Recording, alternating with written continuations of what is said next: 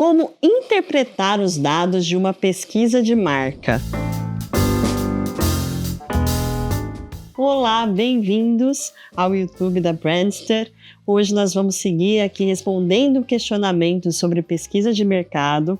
Eu sou a Cíntia Portugal, professora do curso de pesquisa de mercado e pesquisa aplicada a marcas da Brandster. E hoje eu estou trazendo a pergunta do Roberto, de Salvador. A pergunta dele é: quando e como eu posso ter o gap estatístico da valoração da marca? Existem algumas ferramentas online? Ou esse monitoramento é feito por convenções? Vamos lá. Primeiro, a valoração da marca. Quando a gente fala de valor de marca, e pegando as métricas mais famosas, a BrandZ, que é da Kantar, é a mais famosa, mais conhecida do mundo de avaliação de marcas no geral. Ela pega como que ela é formada. 50% do valor de uma marca vem de finanças, então relatórios financeiros, se ela está positiva ou negativa, número de funcionários, quanto que ela gasta, quanto que ela ganha, etc. Tudo isso vai ser avaliado para ver a saúde financeira daquela marca.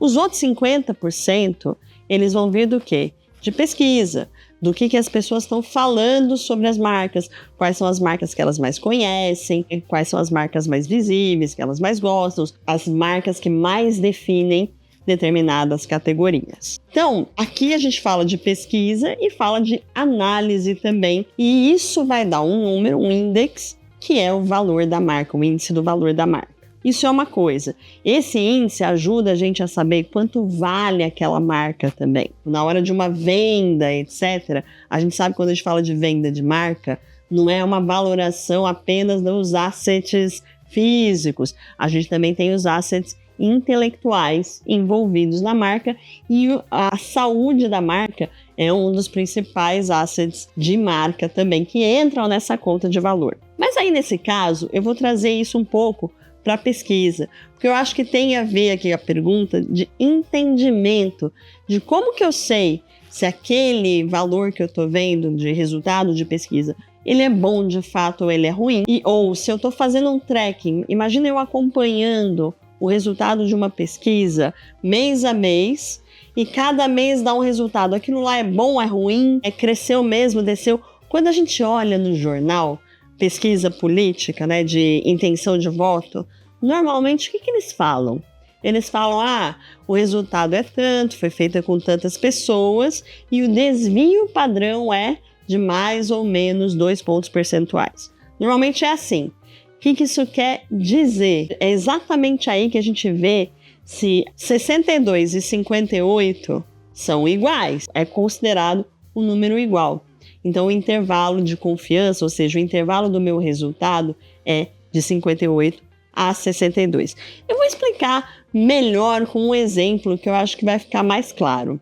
Mas o que é importante a gente entender no conceito do que é real, do que é comparável e como comparar dado de pesquisa. A comparação parte de duas coisas. Primeiro, universo. A gente já viu e vai ver mais ainda no curso de pesquisa que universo é todo mundo que eu poderia falar, né? Todo mundo que existe. Aí a gente tem dentro desse universo, por exemplo, se eu vou falar com consumidores da categoria de chocolate, o meu universo é todo mundo que come chocolate. Aí eu quero entender mais ou menos, aí eu vou fazer uma amostra ali para entender a saúde da marca de chocolate, só que eu não vou falar com 1 milhão de pessoas, ou 208 milhões de pessoas que amam chocolate. Eu vou ter uma amostra. O tamanho dessa amostra vai me dizer o quanto que aquele resultado é realmente diferente ou não. Vamos entender como que isso funciona num exemplo. Lá no curso tem uma explicação bem detalhada de como que a gente constrói uma amostra,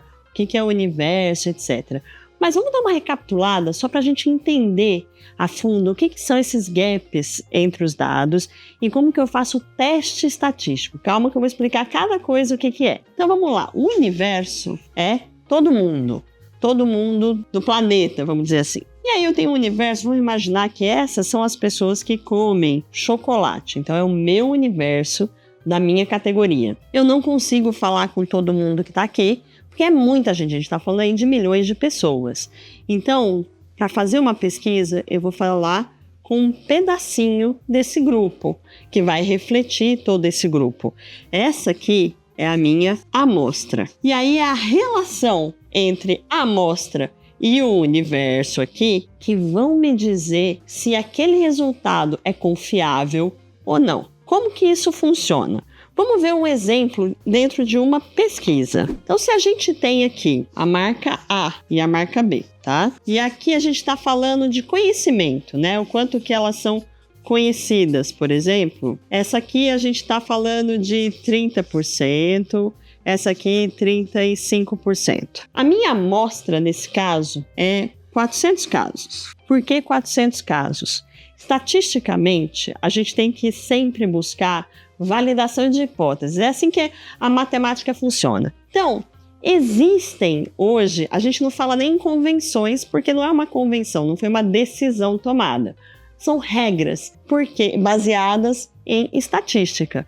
Então, quando eu olho o tamanho da amostra e o tamanho do universo, eu tenho uma relação entre eles, tem um cálculo.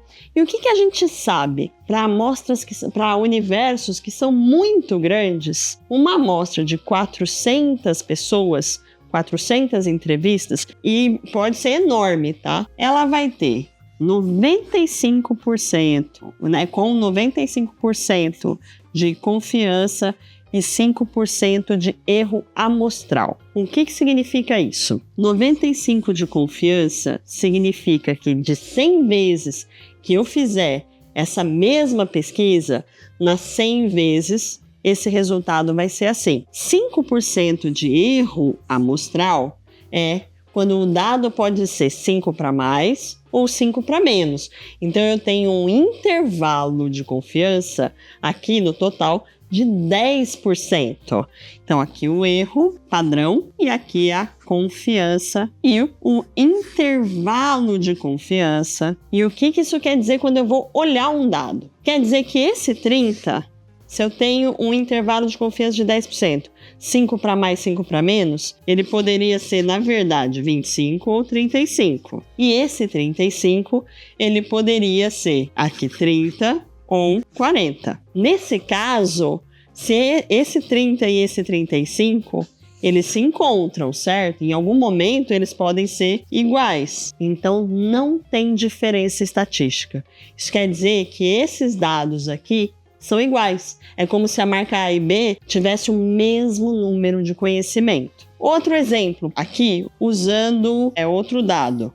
Então, a gente tem aqui 40%, uma mesma marca, tá? E aqui eu vou avaliar o equity de uma marca, vou avaliar o trial, que é a experimentação. Aí eu tenho em 2020, 40. Em 2022, eu faço a mesma pesquisa e tenho 48%. E aqui eu faço a mesma pesquisa e tenho 46% em 2024. O que isso quer dizer? De 40 para 48, pensando nessa regra aqui, eu tenho acima do erro amostral. Assim, então, dentro do meu intervalo de confiança aqui, e aqui eles não vão se bater. Nesse caso, houve um crescimento, ou seja, a experimentação daquela marca cresceu de fato. Na outra onda, tá lá 46% dentro do erro amostral. Não quer dizer que caiu, que as pessoas pararam de experimentar, porque esses dois aqui são considerados estatisticamente iguais. Então tem que tomar muito cuidado, porque a gente tende a olhar um número mais alto, mais baixo, e já avaliar como cresceu, subiu, desceu, etc. Mas, na verdade, é fundamental conhecer a relação entre o universo e a amostra e essas relações estatísticas para saber como que você lê e interpreta esse dado, para ver se realmente é diferente ou é igual. É complicado e que bom que existem regras, tá? Regras. Quando a gente pensa, vai olhar os dados estatísticos, as regras, etc., o que a gente sabe? Para eu falar de um erro padrão, de uma amostra de 400, ela vai me dar, normalmente, 95% e 5% de erro padrão. Uma amostra de 150, ela vai me dar normalmente aí um erro em torno de 8% por aí. A gente sabendo dessas condições, a gente já consegue estabelecer mais ou menos o que a gente precisa de amostra para evitar essa confusão. Ou quando a gente recebe um resultado, a gente não vai se desesperar tanto. É importante conhecer muito mais para saber o que quer dizer, normalmente, como que esses dados aqui são apresentados. Quando você vai ver um resultado de pesquisa, vai aparecer lá embaixo, assim, qual é a confiança dos dados e qual é o erro amostral. Esses são os dados que você vai receber. E aí, sabendo isso, você consegue olhar. Confiança, normalmente a gente fala entre as mais comuns são 90, que é considerado indicativo, 95 e 99. 99 é quando eu quero reproduzir um cenário que é exatamente igual à realidade. Por exemplo, se eu for fazer um censo, onde eu entrevisto todo mundo do universo. Nunca é o caso quando a gente fala em pesquisa de mercado. A gente trabalha mais com 95 ou 90%. Outra coisa, então, olhando isso, entendendo isso, a gente já consegue julgar a qualidade do resultado. Não precisa decorar tudo isso, porque hoje a gente tem ferramenta online, por exemplo, se você entrar no site da Qualtrics ou do SurveyMonkey, você consegue olhar e vai ter um calculator, né? O erro calculator. Você consegue digitar qual é o universo, qual é a amostra e qual é o erro. Ou você pode só falar, a minha amostra é tanto, qual é a expectativa de erro, e ele vai te dar e vai te ajudar a interpretar. Porque isso faz toda a diferença. Quando a gente pensa nas ferramentas mais modernas, elas já têm tudo isso inclusos dentro da ferramenta. Então, no resultado, quando tem uma diferença, você vai ver uma flechinha aqui, maior ou menor, é vermelha ou azul. Azul, 95%, vermelha, 90%. Mas você também não precisa saber, porque quando a ferramenta entrega isso, embaixo é obrigatório ter uma legenda do que isso quer dizer. Então você já consegue até entender o que significa. Então, respondendo a pergunta, não é uma convenção, mas é uma regra e te ajuda a interpretar os dados dessa maneira. E a gente vai botar lá embaixo os links para essas duas ferramentas que eu mencionei, para você poder testar e calcular, entender como fazer o cálculo da sua amostra ou validar se os resultados da pesquisa que você recebeu, eles são verdadeiros ou só indicativos, ou eles não têm variação também. Muito obrigada e até o próximo vídeo, onde a gente vai responder por mais perguntas. Podem mandar mais perguntas para a Brandster que a gente responde.